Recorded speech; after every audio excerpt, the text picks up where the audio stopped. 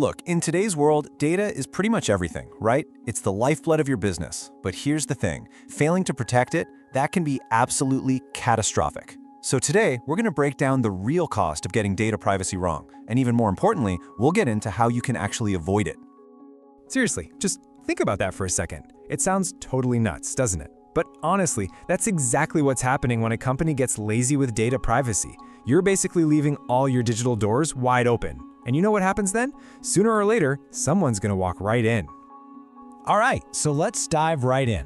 We'll start with the stuff that hurts the most and hurts the fastest, the direct, painful hits to your bottom line when things go south.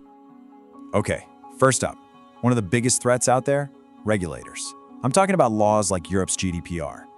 If you have a serious violation, we're talking a fine of up to 20 million euros, or, and this is the scary part, 4% of your company's entire global revenue for the year. Whichever number is bigger. Yeah. Just one mistake can be absolutely crippling. And believe it or not, that's just the fine. That doesn't even cover the whole shebang. When you add everything else up, the investigations, the lawsuits, paying out customers, the total average cost of a single data breach has hit an all-time high. We're talking almost $5 million. That number, wow, it tells a pretty stark story, doesn't it? And look, these aren't just scary numbers I'm pulling out of thin air. This is real-world stuff. Take British Airways. They got slapped with a massive £20 million fine. Why? Because a cyber attack exposed the personal and financial details of over 400,000 of their customers. It just goes to show nobody is too big to fail on this. But here's the thing.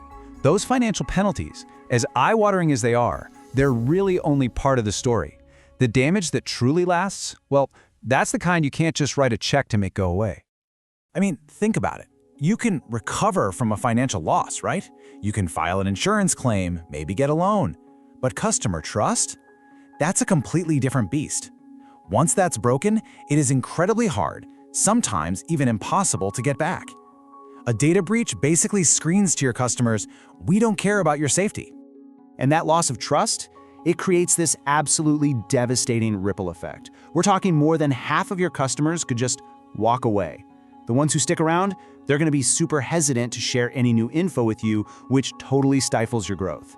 And you better believe the market notices. On average, share prices take a very real 5% nosedive right after a breach goes public. And this is where the real pain comes in. It's often not even the initial attack that's the worst part. It's the chaos that comes after. Get this, almost 60% of the total cost of a breach is from lost business and just operational downtime. It's that frantic scramble to clean up the mess that really truly bleeds a company dry. Then there's the silent killer, intellectual property theft. I'm talking about your trade secrets, your special sauce, your designs, your code. For a lot of companies, that's over 80% of their total value. So if a competitor gets their hands on that, your competitive advantage could be gone, just poof, forever. I mean, in one real case, a stolen blueprint ended up costing a company $100 million a year. You can't get that back.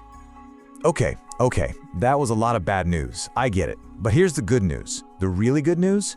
Most of these disasters are totally preventable. It all comes down to being proactive, not reactive. You need a solid defense. So let's walk through the playbook on exactly how to build one. First things first, you gotta know your enemy, right? And the primary threat might surprise you. A whopping 74% of all data breaches involve a human element. Yeah, I'm talking about simple mistakes, someone falling for a phishing scam, you name it. And that's why any good playbook has to focus on your people and your processes, not just the fancy tech. So here it is. This is your playbook. It's a simple 5-step strategy.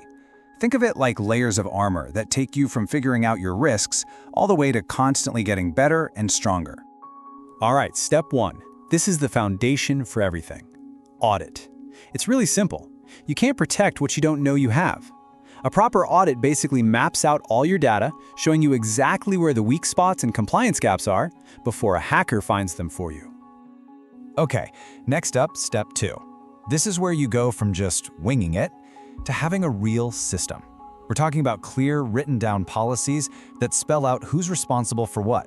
You're setting the rules of the road for how data gets handled, making sure absolutely everyone knows their part to play.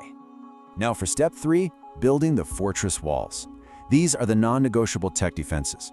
We're talking strict access controls, the principle of least privilege, which basically means people only get access to the absolute minimum data they need to do their job. Then you've got the must-haves like multi-factor authentication, encryption, and of course, keeping all your software up to date. And don't underestimate how powerful these tools are. Just look at this stat from Microsoft. A single, simple measure, MFA, can block over 99% of attacks trying to take over an account. 99%! That is a huge return for something so simple to implement. Okay, remember that human element we talked about? Well, let's circle back to that, because it's time for step 4, and this one is absolutely crucial. You have to educate your employees.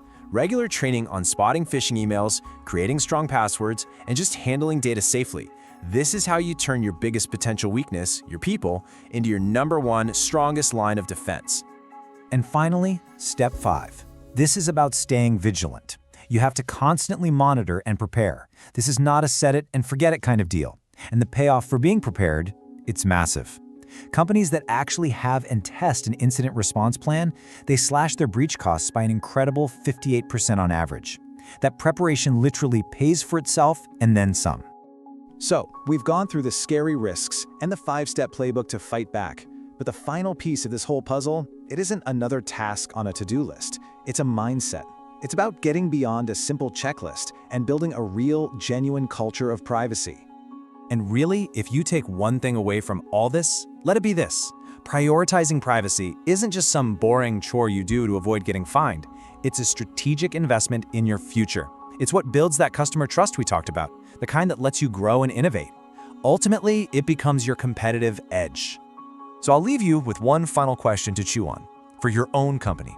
Right now, today, based on how you're protecting it, is your data an asset that's pushing you forward, or is it a ticking time bomb just waiting to go off? The choice really is yours.